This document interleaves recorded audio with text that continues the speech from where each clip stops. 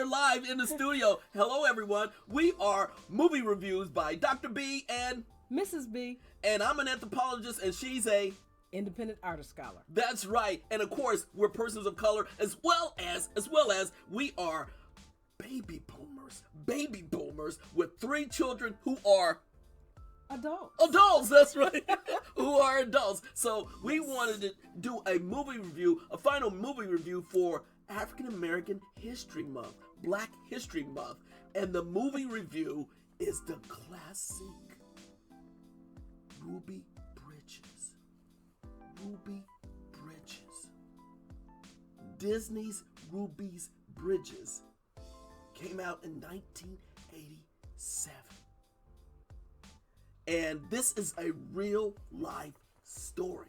A real life story about a young lady who actually had to go to school during desegregation, 1960. And right up front, we're going to do a little bit differently this time. I want to get Mrs. B assessment, thumbs up or thumbs down, right up front of this movie. Good point. Before we go on into the movie review, I'm going to say, and of course, it is a thumbs up. Oh, there you go. A thumbs up. This was a special thumbs up. And we want to give that an indication right up front because this is a powerful movie. It was actually a TV movie and featuring Michael Beach, Layla Rashawn, Kevin Pollak, and young actress Shay Monet. And who was the actress for the teacher? I forget the teacher, but she did an outstanding portraying Mrs. Henry. Mrs. Henry. Are you talking about the teacher? The teacher who the actress that played Mrs. Henry. Penelope Ann Miller. Thank you, Penelope Ann. A dramatic Barbara's and teacher. So we're going to do a deeper dive of this because this is such a real life story and situation where desegregation occurred in across the country, and they give a context of it. This happened in 1960 in New Orleans, where they were going to integrate the public schools.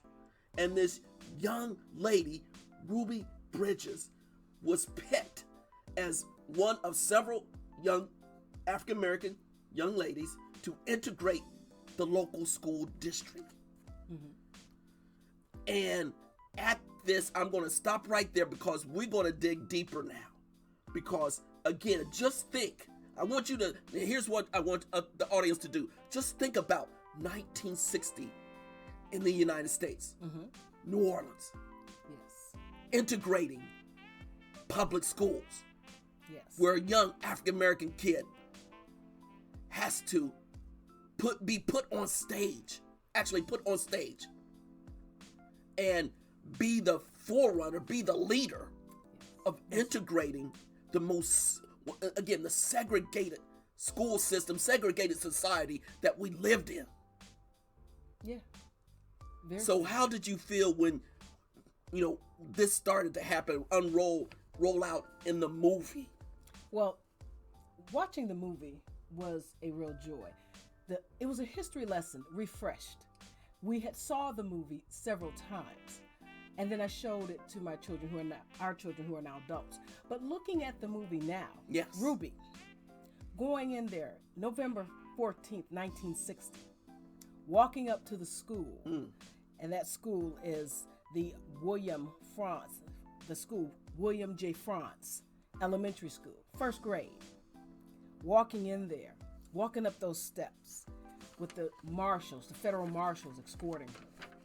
Yeah, she actually had to get picked up from her home and then driven to the local school with all the crowd, the white crowd, the local Caucasian crowd there screaming. And let me just say right up front, I know we've seen this movie several times, but it was refreshing to see how Disney, and this is one of the key points, Disney made sure they show the faces and the actual words used against this young lady. And it was, to me, it was really telling because they had the hatred, the hatred from these people. Well, it was all agonizing watching because there was hatred, hate speech, fear speech, incitement of speech thrown towards this child walking up the steps. Before that, the parents were notified. They were told by official leaders that she was going to be one of the first kids to integrate the school. And then they find out later on how hard it really was. And the parents, they ask these questions. What's going to happen to her? How are we going to be okay? So once Ruby is escorted by federal marshals, it becomes real. and they leave the parents' house, and her mother fixes her clothes, and she's all cute and ready to go to school with her lunchbox and fixes her lunch. And then they go off in the car, the federal marshals escorting her up the steps. Opposition. What are you doing here? We don't want you here. She's walking up the steps of the school. Federal marshals on each side, and she's, scared, frightened, but at the same time, more of wondering what's going on. And so, even though they had prepped her, civil rights leaders, organizations had prepped her. The NAACP. The local NAACP. Local NAACP. And had prepped Ruby for what was going on, and her parents. It's nothing like until you go through the real thing. So she heads up the steps, and they go into the school, and all these people are throwing, words of hate at her. Hate at the marshals. Hate at the teacher, Mrs. Henry. They were they were saying, you're going to die. You cannot come here. Yeah, exactly. She was going to die. They're threatening her. Personally threatening this 6-year-old Ruby. Yeah, so she gets into the classroom. She goes in. The principal doesn't like her at all. The principal doesn't want to have do anything to do with her. And she goes in, and she goes into the classroom and says, well, okay, here's the classroom. And you sit down with Mrs. Henry, and Miss Henry sits down with Ruby Bridges, and they sit down and have a talk. Ruby's in the back of her mind. She must be thinking about where her mother and father is, and why they are not there with her. And Miss Henry didn't want Ruby, let alone the parents. Yeah, and Miss Henry was a new teacher there. She was a new because all the other teachers would not teach Ruby. Matter of fact, one of the quotes from the teachers in the movie said, "Around here, we don't teach them, and our kids don't learn with them." Yes. So that was the culture there. That was the culture there in New Orleans. But another quote from that with Ruby Bridges, the actual Ruby Bridges, who is had a Ruby Bridges Foundation and still has, had did an interview with NPR. And the quote that was very interesting that I've heard from her was the 500 kids left that day and didn't return. And then she talked about the skin color. And she also mentioned what, babies are not born worrying about skin color. And so why are they worried about skin color now? Well, they're taught that. And we'll get more into the discussion. Yeah, that's in the back end of our discussion. But then the movie right now, let's finish out the movie and then bring in the actual Ruby Bridges as she grew up and talked about it in a NPR discussion. But let's stay context to the movie. What happened next, Mrs. B? So she gets in the classroom, and then she starts to learn her first grade word. She starts to have this relationship with this white teacher. What's going on here? I have a relationship with this teacher, and where are the black teachers? Her other friend that was the same peer group with Ruby had gone to a Catholic school, and all the other kids were at the segregated schools, the black schools, the African American schools. And so, and the colored schools during that time period. Colored schools.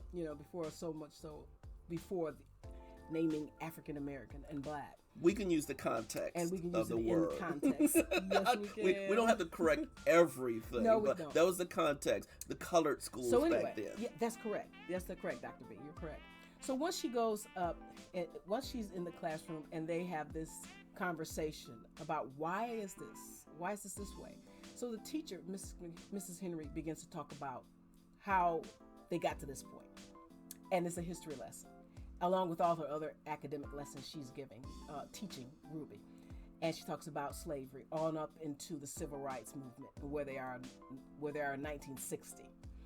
And then she begins to teach her all these various lessons. And Ruby's hearing giggling and laughing in the classroom, and she's wondering where the students are.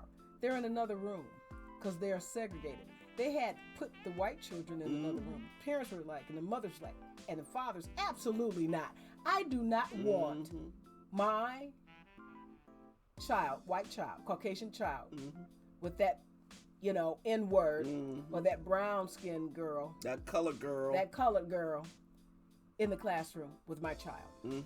And so Mrs. Henry understands this. In the interim, she's having these conversations with the principals who cannot, tolerate in their own gesture, mind, and action. They can't fathom it. Can't fathom having a little colored girl in there learning, and being so smart with the other kids. They can't.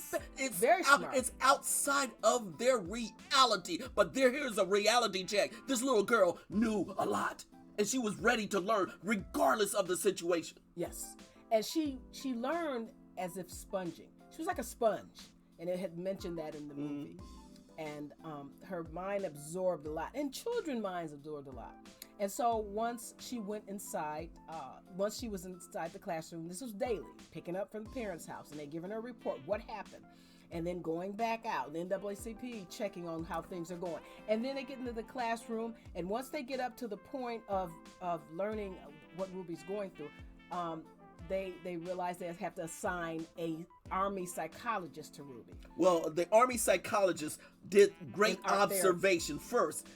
His name is Kevin Pollak, the actor. Yes. And he was a psychiatrist, and he observed what was happening when Ruby Bridges came up again and again and again. And he felt that she probably needed some psychological counseling, right up front in his observation. So he politely tried to get connected with Ruby Bridges' parents. And they initially denied, and they said, "We don't need a psychiatrist," and so forth. He said, "No, we don't. My baby don't need no psychiatrist." The dad was like, "I don't have anything to do." No, that's Michael Beach. Michael Beach, the actor, he did a great job, and Layla Rashawn did a great job too. And Layla too. Rashawn played Mrs. Bridges, but the actor, both the parents were like, the Bridges were like, "Oh no, we don't want your analysis of counseling. We don't need your doctrine. We don't need your doctrine." But then we realized that they really did. They really did. And what the Army psychologist was doing, and that's the Coles, the Coles, him and his wife, was sitting down. You're drawing these pictures. It's really art therapy, and you're drawing these pictures for these children. Art therapy. Yes, fine arts within art therapy and psychology and counseling. So that's what it is. And so as she's going through the lessons at home, kind of debriefing what would go on at home after the summer. Debriefing. That's very good. Good point. Well, we used to do our children who were younger, now adults, to debrief them every Sunday or every summer. Debriefing. There you go. Yeah, and so in education. So what went on from there is that she was drawing all people pink. Now this is the same thing that happened in 1960s with the Dow experiment. Well, why are the children saying all the white dolls are pretty? Well, same thing in Ruby Bridges, drawing the colors of all pink. Where's the brown crayons? And he realized that you're drawing some people with missing parts. What's going on here? So he's analyzing, and he's seeing, even though she says she's fine, she's not normal because all these things abnormal are happening to her. Yeah. That shouldn't happen to her. Yeah. That is hate, H-A-T-E, anger, hostility, life-threatening. All these things she didn't deserve. Pure hate of her innocence, attacking her innocence that she didn't deserve. And so it's just that it was an understanding she didn't understand herself. She stopped eating. Her mother's making her lunch, and then they're finding lunch. They're trying to find everything that's wrong with that child, but they realize that she's smart anyway. Then they try to degrade her. I'll degrade your grades for you. she's not in line. She has special tutoring all this whole semester, so I'll have to adjust her grades because she's got all A's. Meanwhile, her dad's lost his job. Yeah, he's an Army He veteran. lost his job. He was supposed to stay Purple off Heart his job. decorator. Now let me just. Purple Heart Now you decorator. bring in and Michael then Beach. he loses his job. That was a low-level job position Low-level job. anyway. After Yeah. he was honorably in the army. Discharged. Honorably discharged from the army. Yet when he saving a white soldier. There you go. In the Korean War, and when he came back, he wasn't treated equal even in his own country, America. But then in the South. And that happened in the North as well. One of the key moments, and I really connected with this, when Michael Beach, the father, was so teed off that he could maintain his role as father and breadwinner. Yes. And the local NAACP was telling him, make sure you maintain this role. It's okay. You cannot get involved. And then they also have, the Bridges had 3 other kids, young baby and 2 other kids. And the little boy recognized that when Michael Beach, the father, was mad, and the little boy said, uh-oh, Daddy's mad. Daddy's mad.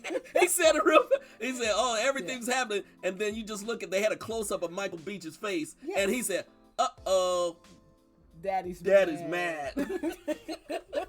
That was a great moment, because that's how a brother would react. I love that part. He's like, "Wait a minute, all this is happening to me, and I'm not involved in this. All this. Well, uh-oh, and Daddy's mad." Well, he was disrespected. He was as disrespected an African American, as a black man, as a colored man. As a colored man during that time period, doing all the right things. And he can't even have a say in how his child. And the mother's upset and distressed and in trauma because her daughter is going through all these things because someone wants to kill her daughter. The man is against the wall in the same room, and he had to give the NAACP a lesson. A big lesson. During that time period, 1960, of the Ruby Bridges, and according to the movie, he's in the same room. And he's saying, "Well, Ruby, what do you think about you gonna go somewhere with me and your and his wife and his wife? Come over and visit us, stay with us, and here's some pretty learn about our culture, learn about our high culture, higher culture. Because we nice are man. Professionals, very good actor. Just Ruby as well. will come." And Toni Johnson, she wrote that, and excellent writer. And so he's sitting against the wall. He's in the same room. He's talking to Ruby and Layla Shawn, the actress, playing Mrs. Bridges, and she's like, "Oh, this is great." But then the dad goes, "Oh, well, I guess I'm not even invited in my own family. You're talking to my wife about my daughter, and I'm sitting here." And then the lawyer looks up. The lawyer had to learn a lesson. The lawyer looks up and go, "Oh, that's right. You're a decorated Purple Heart soldier. Yeah. And you're the father going through all of this racism, and you've lost your job. And you have to get a job from another African American or colored man, black man in your neighborhood, all black neighborhood, segregated neighborhood." And he says, "Well, I guess I'm not here." And he gets up and he storms out, and he's upset. And then the lawyer from the NAACP says, "Oh, I see what I did." Yeah, because then even well-meaning as he meant, the pinnacle of NAACP, the founding, is great, excellent. Oh yeah, but beautiful, in this situation, all those things, image in and this substance. situation, But in this situation of the movie, that was an honest criticism of the different levels of society of African Americans in social stratification. There you go. As well as color and skin color. And it was good to see that they bring that out. And they brought it out. They brought it out. They didn't have to write it in there, but they purposely brought it out. Excellent point. Yeah. And the director and the writer brought out an excellent point. And even Michael Beach said, African American said to his wife Layla Rashad, said, why are you soaking up all this stuff? They don't want be us. honest. Why are you soaking up all this? They don't want us. They just want Ruby. So he called him out I can very understand politely. And so I really Because felt there. Dr. I B felt and Mrs. that. B, Like, wait a minute. when we You moved soaking from that up each level for? to each level, Wait a minute. people said that to us. Yeah, wait a minute. Wait a minute. How do you know how we Stop feel? soaking that up. You have certain They don't want places, us. status, jobs. So we were So we were put on- yeah, that's all right. But put on the but line. stay on, but by We at the understand end. that. But tell From me, let's both wrap up sides. what happened at the end. We're 20 minutes in. We got to wrap this up we now. gotta wrap it up. We got to finish it So up anyway, now. they get home and they realize what's going on. And Ruby, you know, comes back down the steps as she's going into the classroom. And then she tells the people, and she says it very quietly while the psychologist is watching, and his wife is watching, and she's like, "What's going on here?" And all the hate speech is going at it right at that time. But she she's says, looking at it. And then she prays. "Thank you." And she says, he says, "What did you say?" And she says, "I was praying for them. That I hope you'll be okay." That she was just praying. I don't have the actual quote. I can get the actual quote. She but just you said, have to watch the movie. Yeah, she said she But- prayed for the white people. She prayed. She prayed for them Yeah, she prayed for them. instead of being angry. Instead of being angry, And she hateful. prayed for them. She prayed for him, and she prayed for God. Prayed to God. And the for reason, him. and they even went back to anger the psychiatrist. And the hostility of the racist and prejudice and white supremacy, white Caucasians. Yeah. Not all were.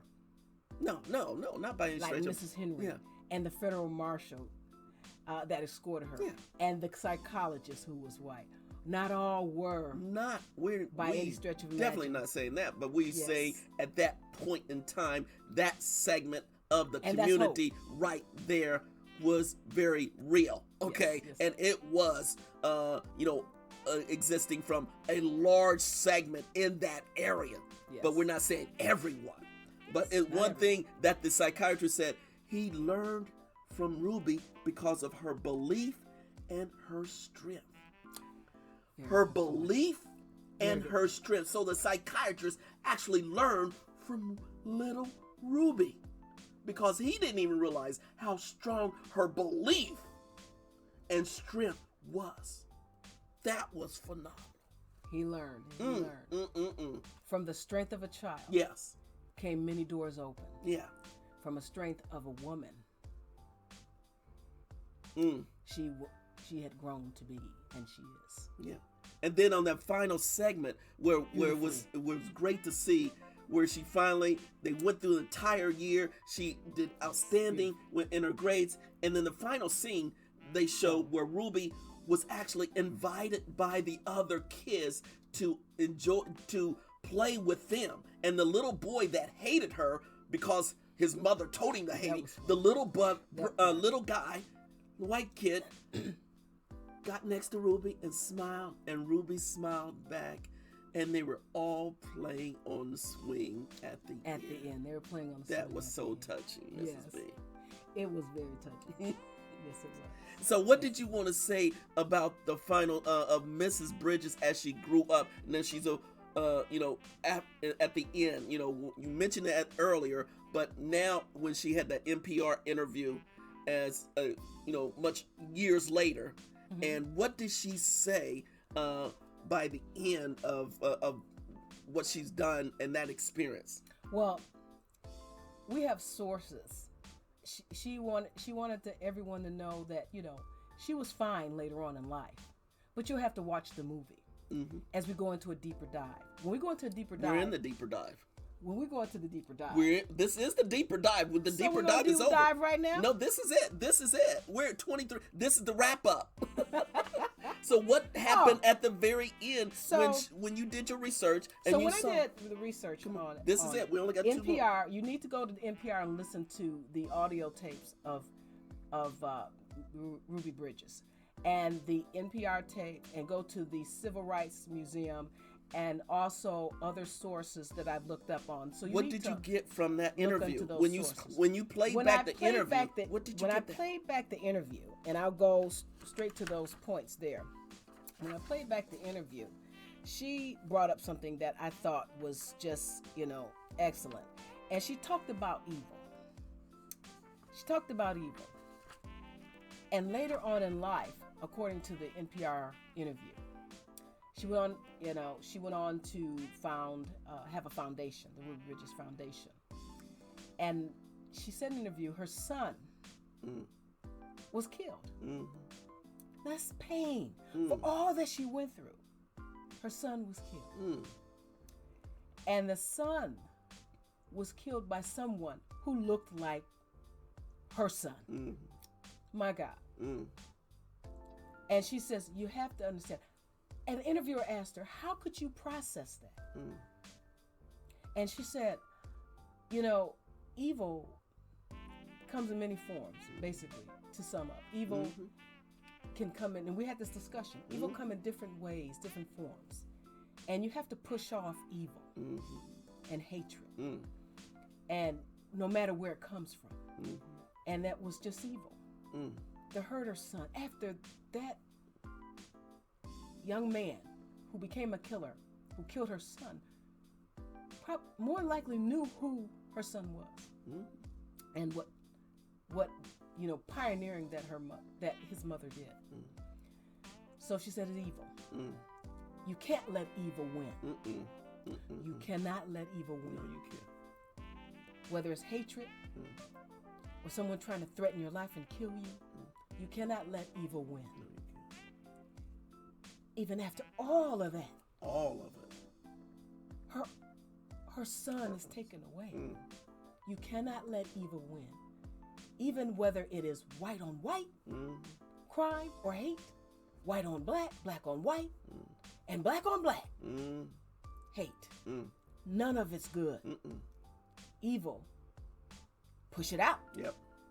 Evil won't win. Good will always win over evil. And say your prayers. Yep. Say your prayers. Because evil, don't let it in. And when it comes, push it out. Yep. So evil and still fight for more justice. Evil did not win against Ruby Bridges years later, and evil did not win in the movie. So again, that was a powerful lesson. It was a powerful lesson. And I encourage you all to watch the movie Disney's Ruby Bridges.